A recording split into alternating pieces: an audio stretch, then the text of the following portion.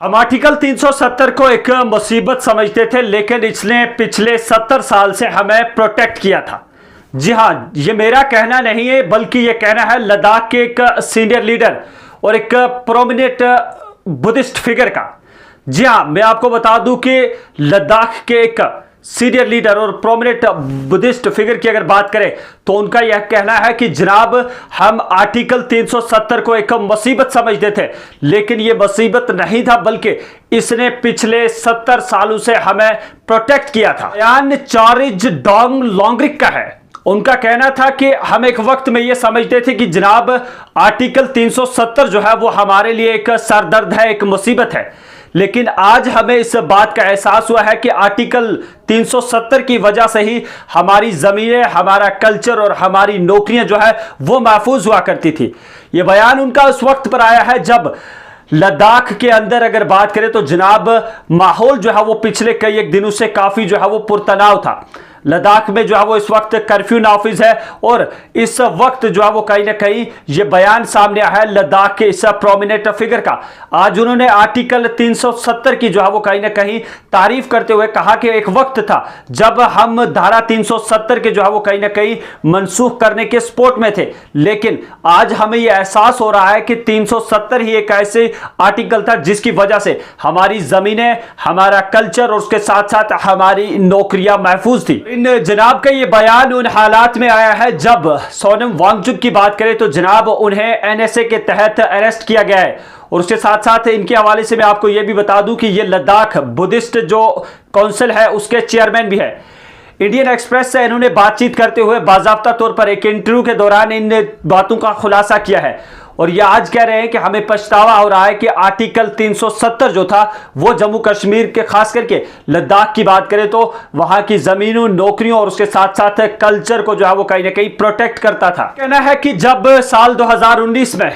5 अगस्त के दिन आर्टिकल 370 को मनसूख किया गया था तो लगा ये था हमें कि अब लद्दाख की जो है वो कहीं ना कहीं डेवलपमेंट होगी, लेकिन जनाब अब तो यहां पर आउटसाइडर्स आकर जमीन खरीद रहे हैं। आउटसाइडर्स जो है वो कहीं ना कहीं खुद के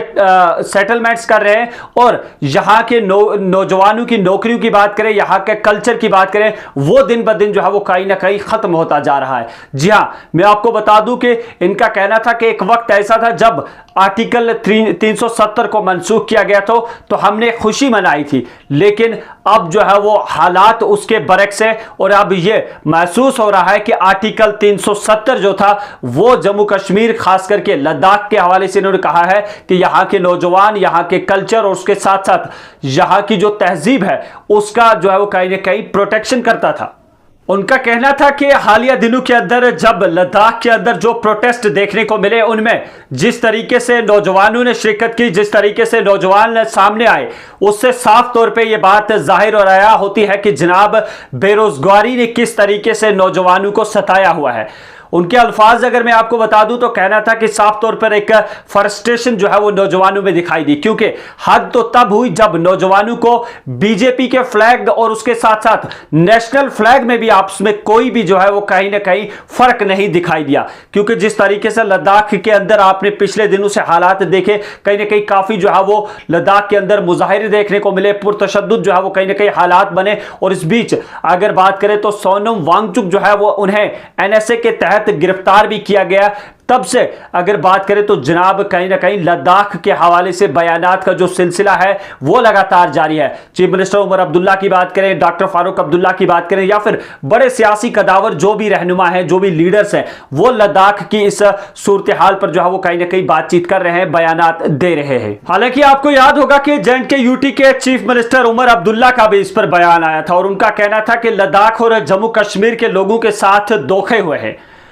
6th शेड्यूल के हवाले से उनका यह कहना था कि लद्दाख को 6th शेड्यूल में जो है वो ऐड करना, यानी कि उसका दर्जा देना इम्पॉसिबल है, क्योंकि लद्दाख की बाउंड्रीज एक तरफ से जो है वो जम्मू कश्मीर, एक तरफ से जो है वो पाकिस्तान के और दूसरी जानिब से जो है वो चाइना के साथ मिलती है। कहना था कि हमारे साथ भी, यानी कि जम्मू कश्मीर के साथ भी धोखा हुआ, क्योंकि जम्मू कश्मीर को जो स्टेटहुड वापस देने का जो है वो कहीं ना कहीं वादा किया गया था वो भी अभी तक पूरा नहीं हुआ, और अभी तक जो है वो जम्मू कश्मीर कश्मीर के लोग इस इंतजार में हैं कि आखिर कब जम्मू कश्मीर को जो है वो एक रियासत का दर्जा मिलेगा। जी हाँ, मैं आपको बता दूं कि इस वक्त ये अहम और बड़ा अपडेट हम आप तक पहुंचाने की कोशिश कर रहे हैं, क्योंकि आप सबको याद होगा कि वो 5 अगस्त 2019 का दिन जब जम्मू कश्मीर से आर्टिकल 370 और उसके साथ साथ 35A कहीं ना कहीं खत्म किया गया था, जिसके बाद इसे 2 यूनियन टेरिटरीज में जो है वो कहीं